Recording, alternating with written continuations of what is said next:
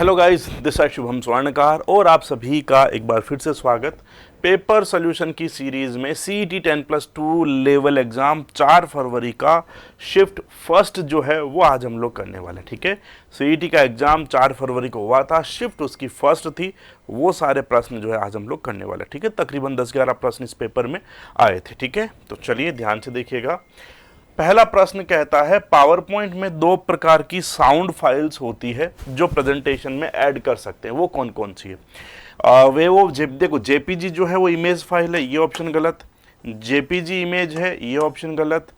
यहाँ पर GIF image है, ये ऑप्शन गलत। फिर ऑप्शन एक ही बच गया सीधा का सीधा कि वेव फाइल्स और मिडी फाइल्स जो है वो ऑडियो फाइल्स होती है, साउंड फाइल होती है, जिनको हम लोग ऐड कर सकते हैं किसी भी प्रेजेंटेशन में। ठीक है, तो पहला प्रश्न राइट आंसर आपका हो जाएगा सी, वेव और मिडी फाइल्स। ठीक है, प्रश्न संख्या अगला, इनमें से कौन सा एक नॉन इंपैक्ट प्रिंटर है? आपको याद रखने हैं लेजर प्रिंटर, थर्मल प्रिंटर और इंकजेट प्रिंटर।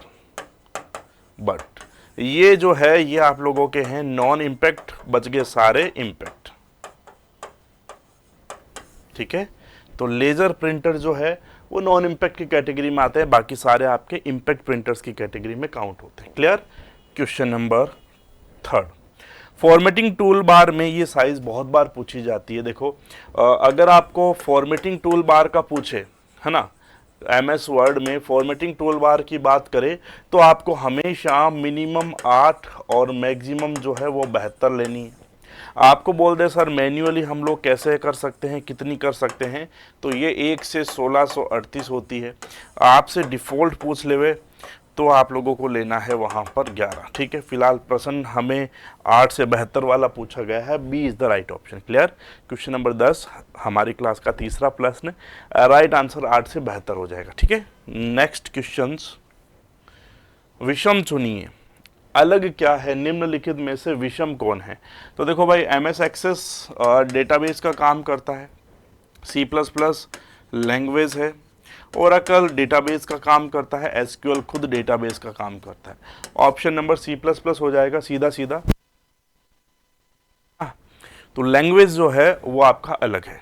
नेक्स्ट प्रश्न, निम्नलिखित में से कौन सा एक्सेल फंक्शन जो है A1, A2, A3 और A4 का योग खोजेगा? तो देखो, फंक्शन पूछा है तो फंक्शन केवल सम होता है A1 से लेकर के A4। ठीक है, सम A1 से A4, right answer A. Clear? 87 का फर्स्ट ऑप्शन क्लियर। अगला प्रश्न देखिएगा, निम्नलिखित में से कौन सोर्स प्रोग्राम को ऑब्जेक्ट प्रोग्राम में बदलता है? तो देखो यहाँ पर क्या है कि लैंग्वेज कौन सी है उसके ऊपर निर्भर करता है। तो हमारे पास में असेंबलर भी काम करता है, इंटरप्रेटर भी काम करता है, कंपाइलर भी काम करता है। अब इन सारे ऑप्शन में केवल एक ही ऑप्शन डिफरेंट है, वो है असेंबलर, जो क्या करता है, सोर्स प्रोग्राम को ऑब्जेक्ट प्रोग्राम में कन्वर्ट करता है। ठीक है, अगला प्रश्न है, ASCII 7 कोडिंग में कितने कैरेक्टर सपोर्ट किए जाते हैं? तो देखो, ASCII 7 यानी कि 2 की पावर 7, और 2 की पावर 7 का मतलब होता है सीधा सीधा 128। ठीक है, तो 0 से 127 बोल दो या टोटल 128 कैरेक्टर्स बोल दो जो ASCII 7 में सपोर्ट किए जाते हैं। ठीक है, ASCII 8 2 की पावर 8 हो जाती है और वहाँ पे 256 हो जाते हैं। अगला, कौन सा प्रोग्रामर यूजर को इंटरनेट पर विभिन्न प्रकार की वेबसाइट देखने में मदद करता है? मतलब ऐसा कौन सा प्रोग्राम है, ये प्रोग्रामर नहीं है, प्रोग्राम, कौन सा प्रोग्राम आपको विभिन्न वेबसाइट्स ओपन करने में मदद करता है? तो आप लोग Google Chrome, internet explorer, Mozilla Firefox, safari, ये सब ओपन करते हैं। ये सब के सब ब्राउजर के प्रकार है। अगला, CD आर प्रकार की CD पर डेटा को, CDR, आर का मतलब होता है रिकॉर्डेबल, आर का मतलब होता है रिकॉर्डेबल, और रिकॉर्डेबल का मतलब हो गया कि केवल एक बार रिकॉर्ड कर सकते हैं और बार बार पढ़ सकते हैं, यानी कि इसे हम लोग वर्म भी बोलते हैं, मतलब राइट वंस रीड मेनी। ठीक है, तो CDR का मतलब क्या हो गया, CD worm, write once read many, एक बार लिखो और बार बार हम लोग उस डेटा को पढ़ सकते हैं। ये होती है आप लोगों की CDR। ठीक है, अगला 21 नंबर सवाल, स्टार्ट मेन्यू में रन कमांड का क्या काम। देखो रन कमांड जो यूज करते हैं, इसका यूज करते हैं किसी भी प्रोग्राम को हम लोग ओपन करना चाहते हैं तब इसका यूज करते हैं। देखो फाइल को ढूंढने के लिए नहीं करते, सिस्टम लॉक नहीं, हम केवल किसी भी प्रोग्राम को स्टार्ट करना हो तो विंडोज प्लस आर लिखा, विनवर्ड लिखा, एंटर मारा, आपका एमएस वर्ड जो है स्टार्ट हो जाएगा। तो अगर आप लोग किसी भी प्रोग्राम को स्टार्ट करना चाहते हैं गाइज, तो आप लोग वहां पर रन कमांड का यूज जो है वो कर सकते हैं।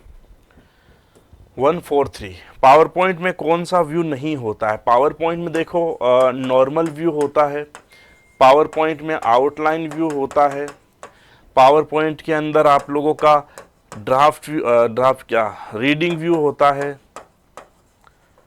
ठीक है। उसके बाद में आप लोग जो है पावर पॉइंट में स्लाइड सॉर्टर व्यू कर सकते हो, फिर आप लोग नोट्स पेज व्यू कर सकते हो, ठीक है।